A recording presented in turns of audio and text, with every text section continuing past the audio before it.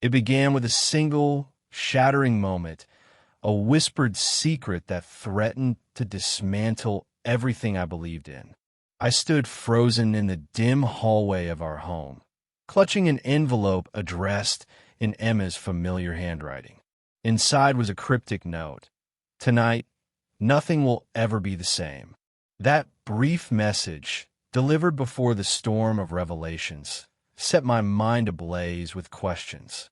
Was this the prelude to salvation, or the harbinger of our ruin?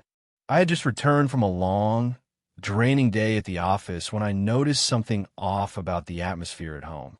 The usual hum of our quiet evening was replaced by an uneasy stillness. As I entered the living room, I found Emma seated by the window, her eyes fixed on the darkening sky. She appeared anxious, almost haunted by something unsaid. Before I could greet her properly, a heated exchange between her and an unknown visitor in the adjacent room caught my attention. The voices were low and urgent, fragments of a conversation that hinted at secrets too heavy to bear. "Emma, what are you doing?"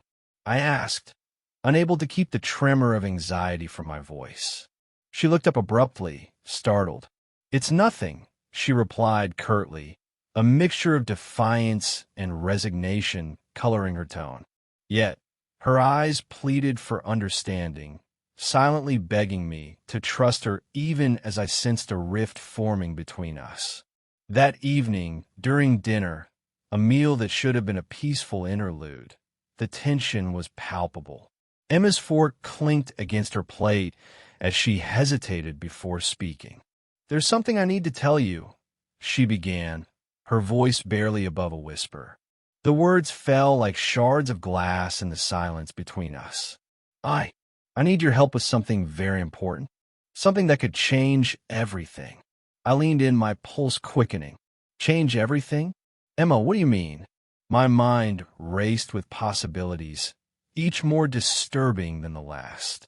Was it an illness, a betrayal, or perhaps a desperate act born of loneliness?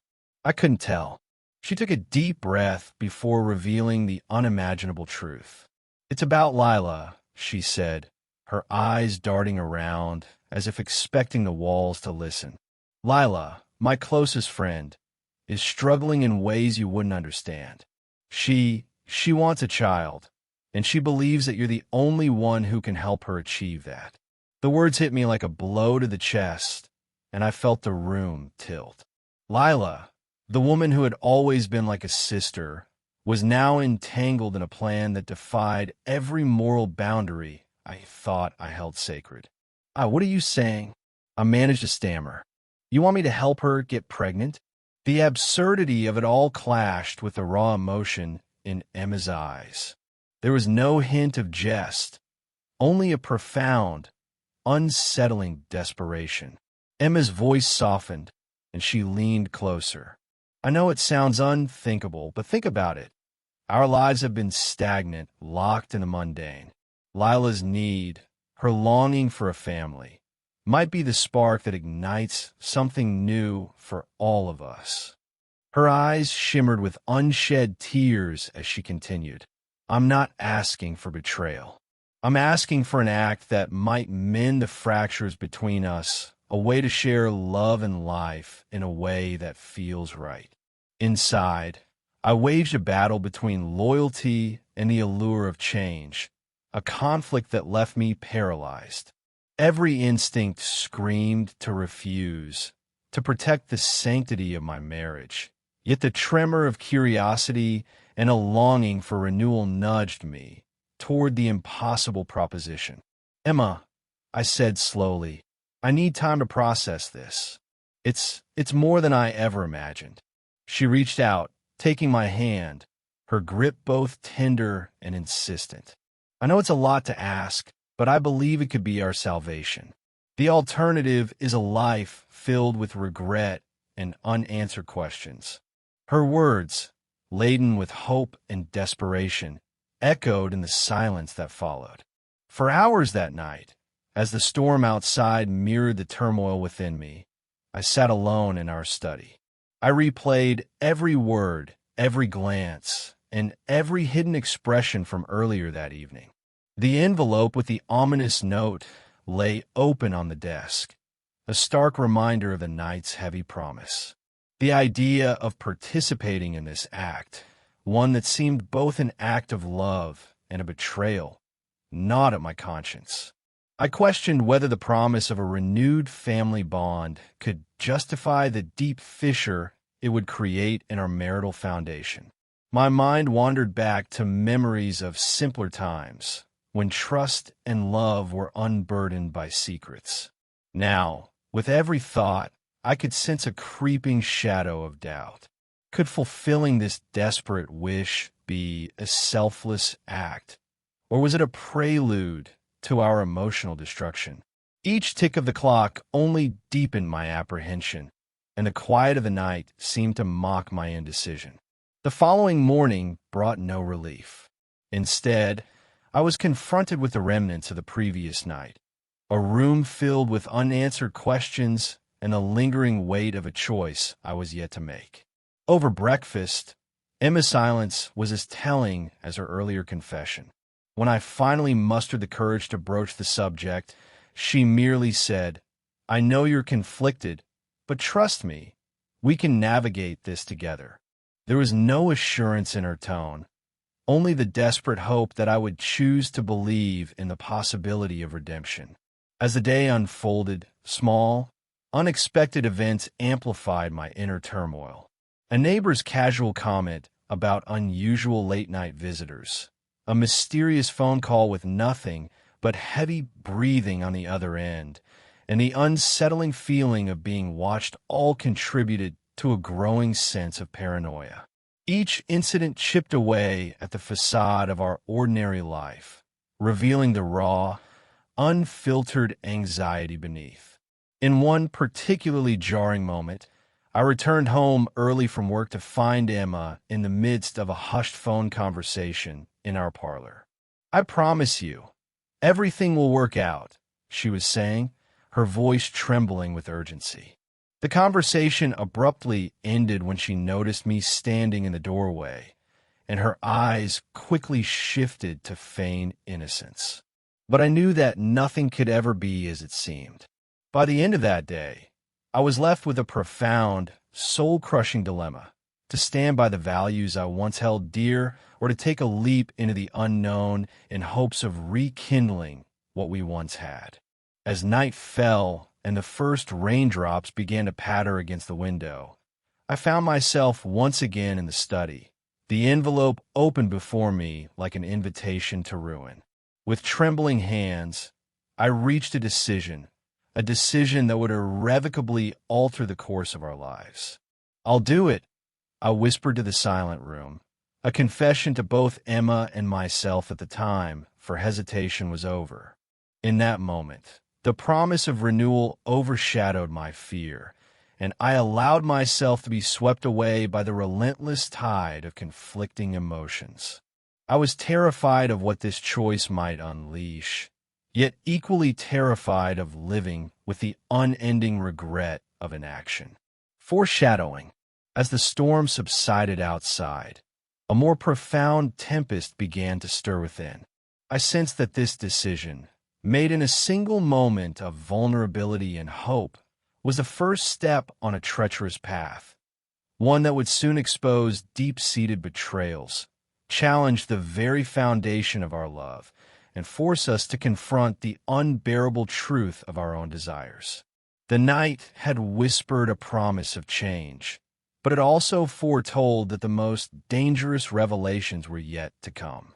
It started with a subtle yet disconcerting revelation, an overheard conversation in a dimly lit hallway that hinted at secrets deeper than I could imagine.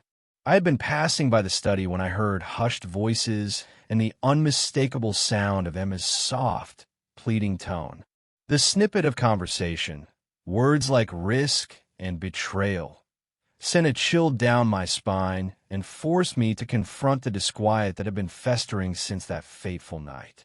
My heart pounded as I realized that our carefully constructed facade was beginning to crack. The following morning, The air in our home felt heavier than ever. Breakfast was a tense affair. Emma sat across from me at the kitchen table, her eyes avoiding mine as if fearful of the unspoken truth swirling between us. "Good morning," I ventured, trying to break the silence, but my voice sounded hollow, even to my own ears. "Morning," she replied shortly, her tone flat. The absence of our usual warmth was palpable, and a sense of foreboding lurked in every corner of our small, familiar space. As I mechanically stirred my coffee, my mind replayed the conversation from the previous night, those secretive words that hinted at something far more sinister than the simple act we had agreed to. Later that day, as I headed out to meet Lila at a local cafe, the tensions seemed to follow me. The city was bustling, yet I felt isolated, a lone figure caught in a maze of conflicting loyalties. When I arrived, I found Lila already waiting at a corner table, her demeanor unusually guarded. The once effervescent smile that greeted me now seemed tinged with melancholy and a hint of remorse. "Hey," I greeted her as I slid into the seat opposite her. "You okay? You seem off today." Lila hesitated, glancing around as if the cafe might be harboring hidden ears. "I've been thinking a lot lately," she admitted in a hushed tone. "It's like I'm caught between two worlds, one I used to know and another that's slowly consuming me." Her eyes searched mine for understanding, but I could see a storm of inner conflict behind them. I leaned forward, lowering my voice. "Lila, is this about last night? About everything that's been happening?" My question hung in the air, heavy with implication. She sighed, her fingers nervously tracing the rim of her coffee cup. "Yes, it's all too much sometimes. I keep wondering if we're making the right choices, or if we're setting ourselves up for a fall." Her confession was abrupt, laced with vulnerability. "I know you're struggling, too. Every time I see the guilt in your eyes, I wonder if there's any hope for us to find a way out of this maze." Our conversation was interrupted by the clatter of dishes and the murmurs of other patrons, but the weight of her words lingered long after we parted ways. As I walked back to my car, a cascade of conflicting emotions overwhelmed me. I felt torn between the desire to mend our fractured lives and the relentless fear that every step forward might lead to irreversible betrayal. The rest of the day unfolded with a series of unexpected events that only deepened my inner turmoil. I received a call from an unknown number while at work, a terse message left on voicemail that simply read, "Meet me tonight." I know the truth. The voice was unfamiliar, yet it carried a chilling urgency that left me unsettled. Who could know about our secret arrangement? And what was this truth that threatened to upend everything? At work, every conversation, every quiet glance from colleague seemed to hint at hidden connections and unspoken judgments. The normally mundane office environment had become a pressure cooker of paranoia and suspicion. I found myself questioning not only my own decisions, but also the loyalty of those around me. Was this secret mine alone, or was it a thread in a tapestry of larger deceptions? That evening, with the ominous voicemail echoing in my mind, I returned home earlier than usual. The house was shrouded in an eerie silence that did little to calm my nerves. I discovered Emma in the living room, seated on the couch with her phone pressed to her ear. As soon as she saw me, she snapped, "I'm busy. Can you give me a minute?" Her tone was clipped, and her eyes betrayed a panic that I hadn't seen before. "What's going on, Emma?" I demanded, my voice edged with anxiety. "Who are you talking to?" For a moment, she hesitated, and then her eyes softened with reluctant resignation. "It was someone from work, just a colleague," she mumbled, but the doubt in her voice was unmistakable. Unsatisfied with her answer, I couldn't help but press further. "A colleague?" They sounded desperate. "And why didn't you tell me you were expecting a call?" The questions tumbled out, each one laced with fear and confusion. Emma's face flushed with frustration, and she pushed herself off the couch. "Not everything can be explained, David," she snapped. "Sometimes you just have to trust that I know what I'm doing." Her words were a feeble attempt to reclaim control, yet they only deepened the fissures in our relationship. In the following days, subtle conflicts began to seep into our daily routine. At dinner, a simple comment from Emma about an upcoming family event spiraled into an argument about our future. "We're all in this together, aren't we?" she had asked, her voice wavering between hope and accusation. "Then why does it feel like I'm the only one carrying the burden of our decisions?" I found myself repeatedly questioning my role in our shared predicament. Was I the architect of our downfall, or merely a desperate pawn in a larger, more sinister game? Each interaction with Emma became a battleground where loyalty, guilt, and desire clashed violently. My internal dialogue was a cacophony of conflicting thoughts.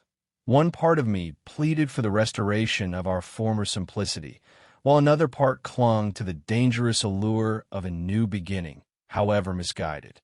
Amidst this turmoil, an unexpected twist unraveled one rainy evening. I was returning home from a late meeting when I noticed an unfamiliar car parked outside our house.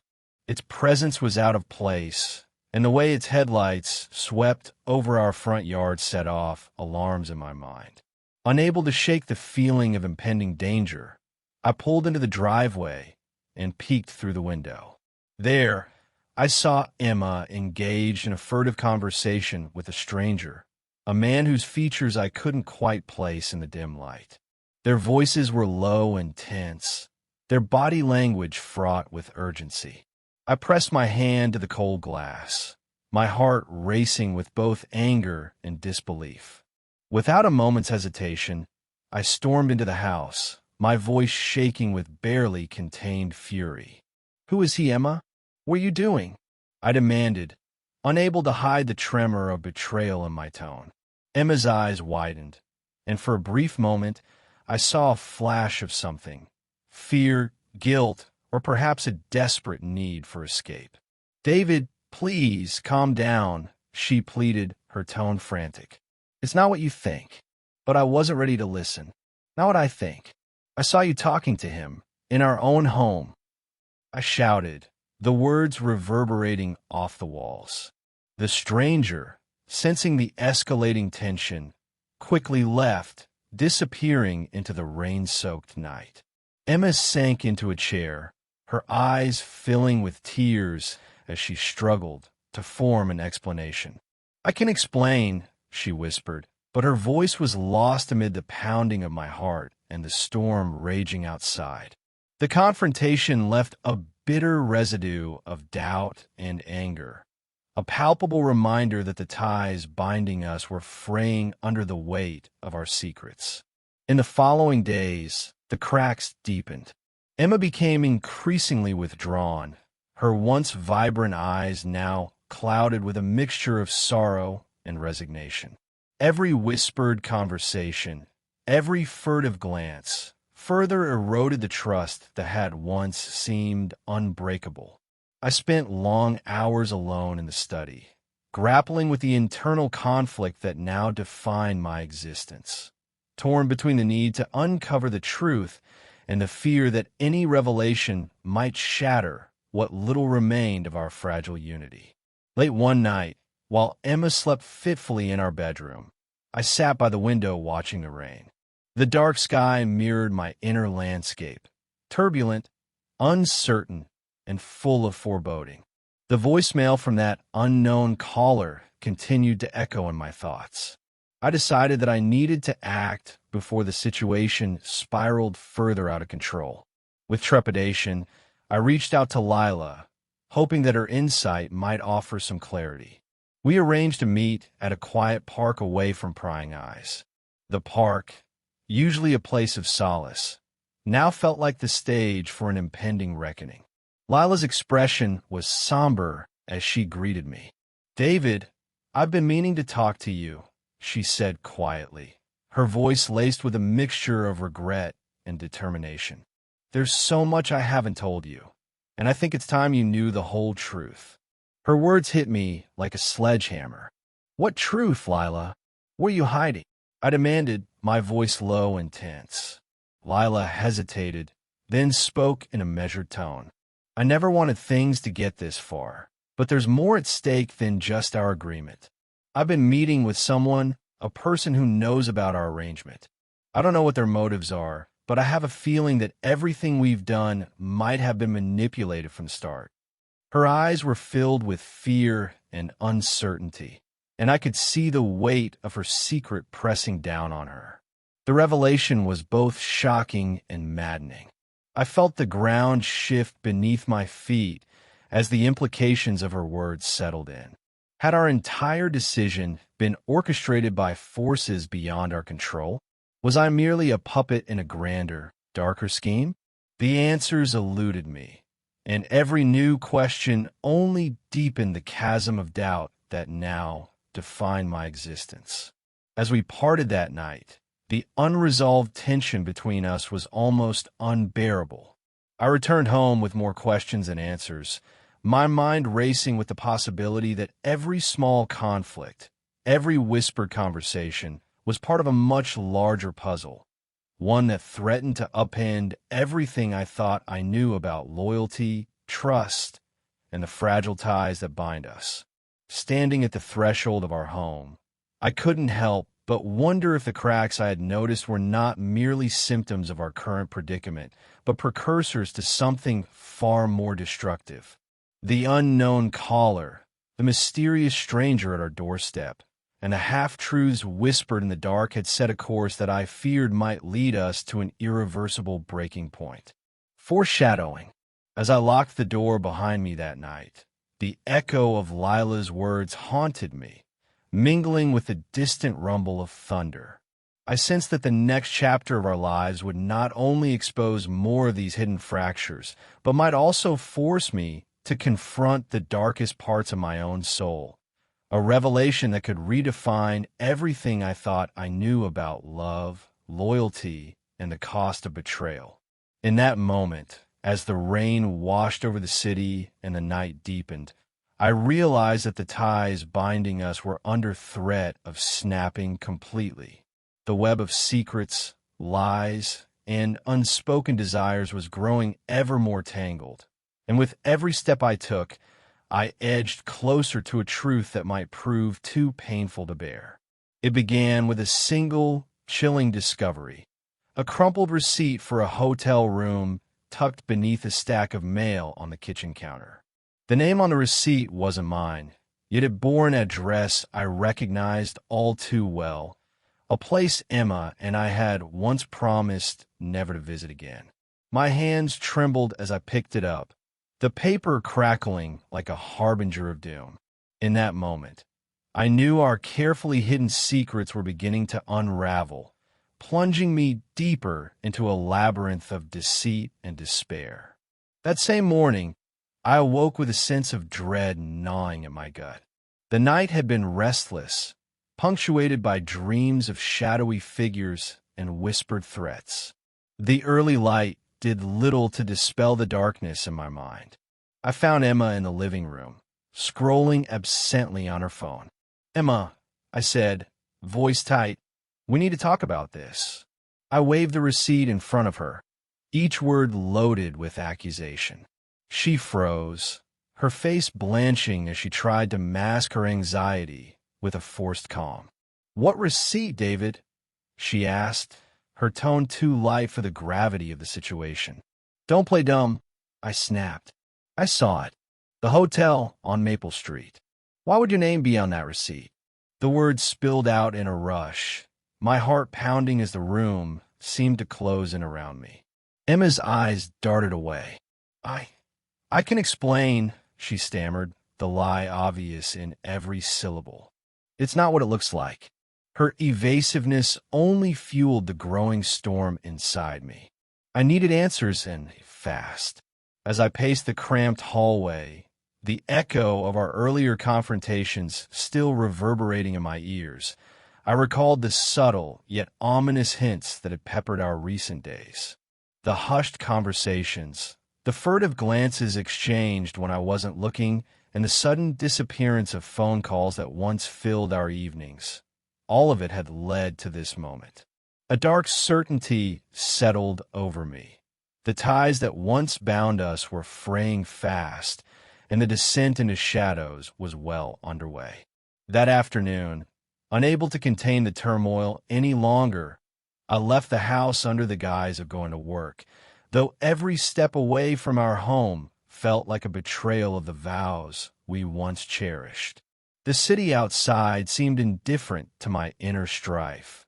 Neon signs and busy streets provided no comfort, only a stark contrast to the chaotic storm in my soul. At the office, I struggled to focus, my mind continually drawn back to the receipt and the question that burned like a wound in my heart. What had Emma gotten herself into? During a particularly quiet moment, my phone buzzed with a message from an unknown number. The text was brief but jarring. "Meet me at the Old Harbor at 8 p.m. I have answers. My pulse quickened. The Old Harbor was a forgotten corner of the city, a place of secrets and clandestine meetings. The message offered a glimmer of hope and danger in equal measure. Who would reach out to me now, and what truth would they unveil? That evening, I drove to the Old Harbor, the rain beginning to fall in a steady drizzle that blurred the neon lights and reflections on the slick pavement. The air was thick with tension and the scent of salt and decay. I parked a few blocks away and approached on foot, every sense alert to the possibility of ambush or betrayal.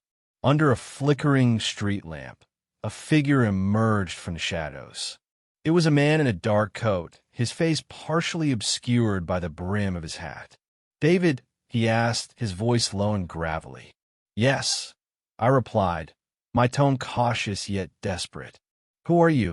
The stranger hesitated, then spoke. "My name is Michael. I've been following the trail of your predicament for a while now." His eyes, sharp and assessing, seemed to see right through me.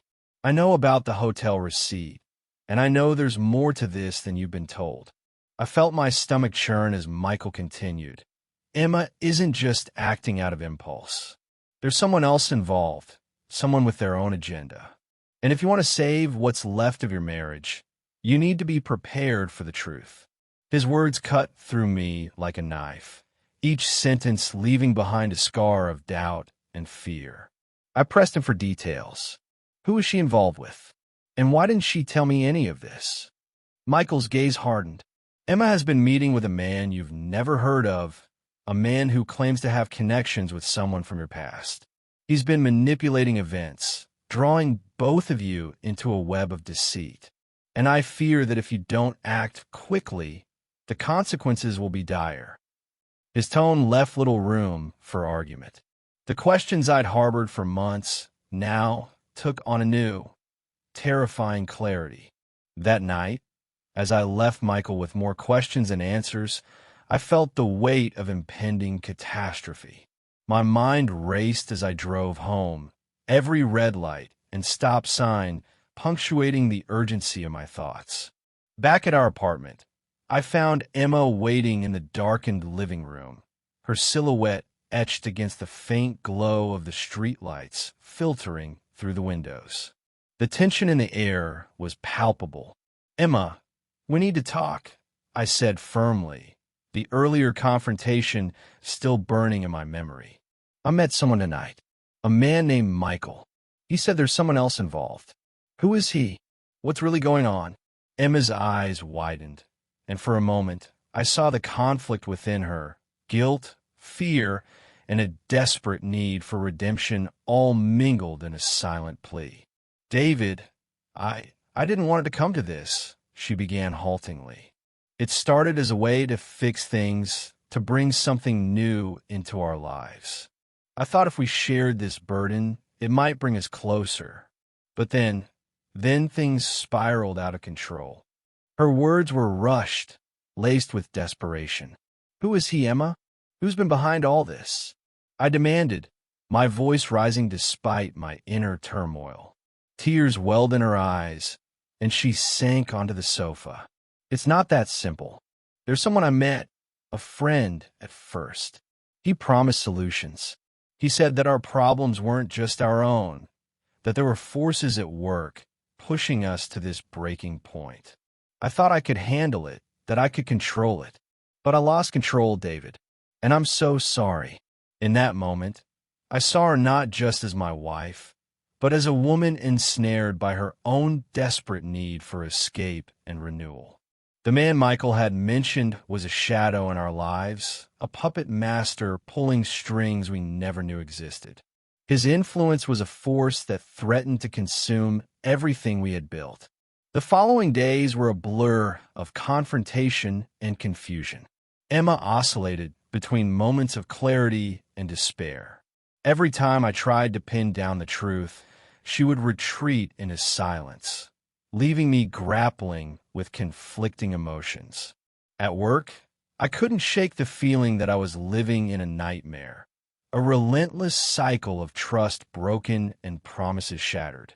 The memory of that hotel receipt, the cryptic messages, and Michael's ominous warnings haunted every thought. One evening, after a particularly bitter argument about our future, I found myself alone in our study. I stared at the receipt again, as if it were a puzzle piece I could never fit into the larger picture of our lives. I recalled Michael's words and wondered if I was being manipulated by forces beyond my control.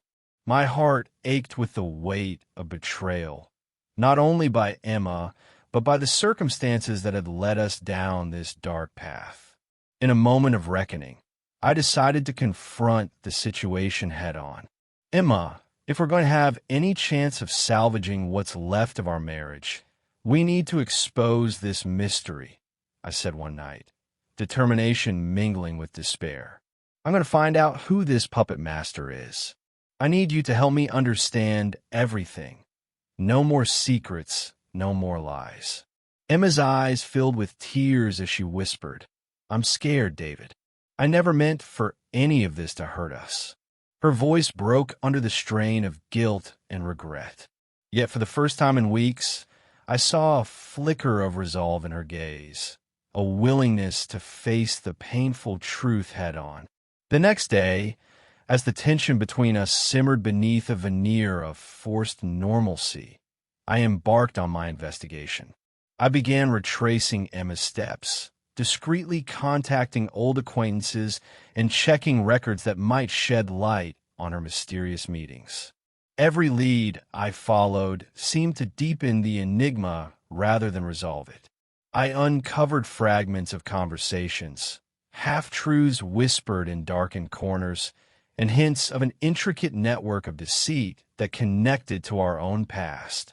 Each discovery was a blow to my already fragile sense of self. Late one night, I received another message from Michael. "The truth lies at the old warehouse on 5th. Come alone." My pulse raced as I hesitated. Could I trust Michael, or was I stepping into another trap? My inner struggle was palpable. Each fiber of my being screamed to retreat, to cling to the remnants of a life I once knew, yet the lure of answers and the desperate need for clarity propelled me forward. With a heavy heart, I made my way to the warehouse. The structure loomed in the darkness, abandoned and foreboding. Inside, amid the dust and echoes of forgotten voices, I found evidence that confirmed my worst fears. Documents, photographs, and correspondence that linked Emma to a secret organization, a network that thrived on the manipulation of vulnerable lives. It was a revelation that shattered any remnants of innocence I had left. As I stood there, the weight of the truth crashing over me, I felt a transformation take hold. No longer was I the passive bystander to our unraveling. I was now a man on a mission, driven by the need to reclaim my life from the shadows. With trembling hands, I gathered the documents, determined to confront Emma and force the truth into the light, no matter the cost. Foreshadowing.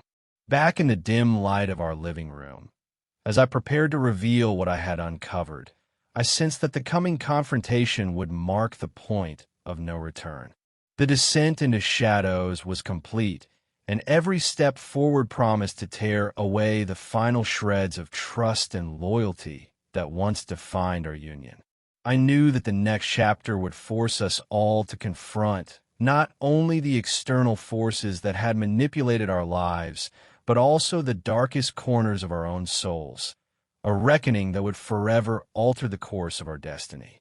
In that moment, as the silence of the warehouse echoed in my mind, I realized that the stakes were far higher than I had ever imagined. The mystery was no longer just about betrayal or deceit.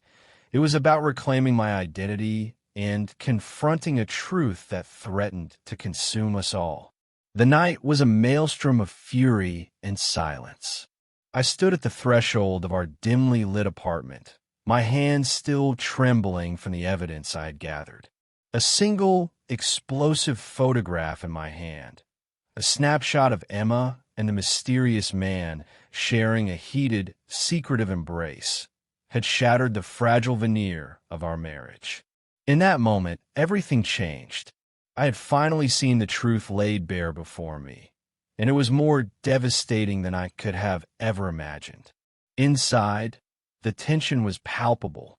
Emma was in the kitchen, her back turned to me, as if trying to shield herself from the storm raging outside and the tempest within.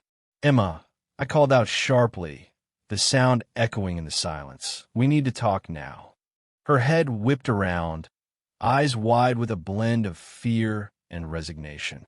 "David, please, not tonight," she pleaded, but her voice quivered, an unmistakable sign that she knew there was no escaping the inevitable confrontation. I thrust the photograph towards her. "Explain this," I demanded, voice low and desperate. "Explain how you could betray everything we promised each other." For a long, excruciating moment, silence hung between us. Then, Emma's eyes welled with tears as she sank to the floor, her voice barely audible. "I never meant for it to come to this," she whispered. "It all spiraled out of control. I thought I could handle it, that it would fix us. But I was wrong." Her words cut deep, fueling the inner turmoil that had been building since the first clue surfaced. I recalled Michael's ominous warnings, the cryptic messages, and the hotel receipt that had signaled the beginning of our descent into shadows.